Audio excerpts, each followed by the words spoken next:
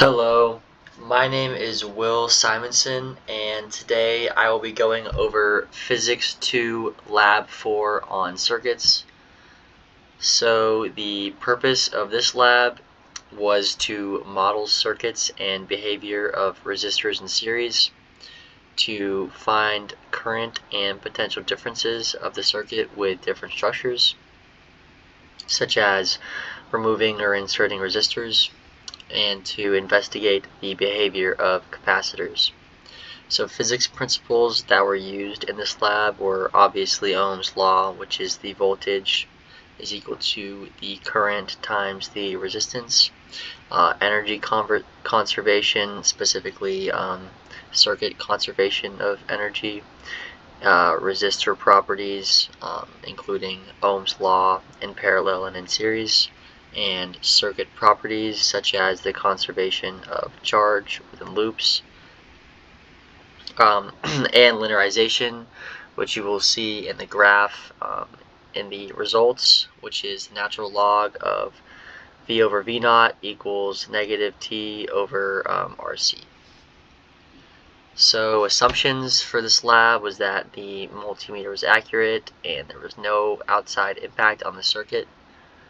The prediction was that dimness would positively correlate with resistance. So the dimmer it gets is because there's more resistance, and the system was the current. The system was the circuit, and the surroundings were everything else. And the results shown in the voltage plot in 2 slides. The RC experimental value was shown to be 6.974 seconds, and the actual value was 6 seconds. And so you can see a picture of the experiment there with the circuit loop and the battery with the multimeter. You can see calculations for the amps of this circuit, which came out to be 0.02, which was equal to both the current 1 and the current 2.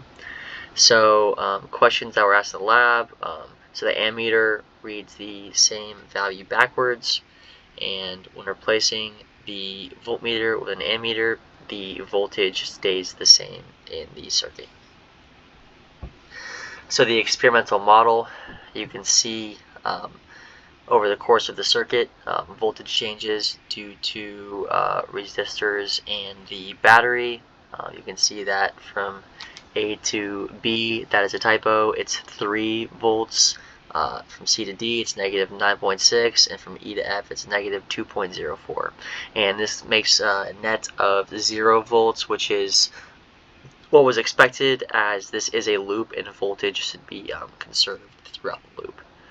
And adding an ammeter in parallel with a 100 ohm resistor decreases resistance, which increased voltage to 0.06 amps.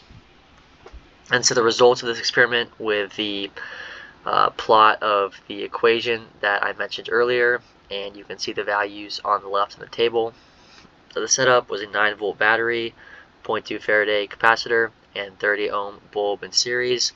You can see the values for the 10 and the 20 bulb, which is 8.88 seconds charge, 11.30 seconds discharge, and values for the 20 bulb as well.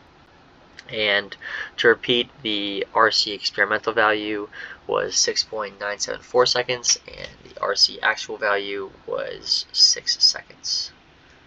And so for the questions,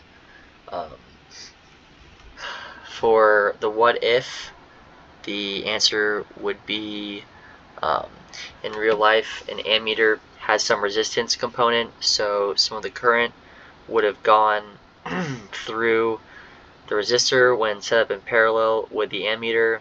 During the virtual experiment, none of the current passed through the resistor since the ammeter resistance was 0.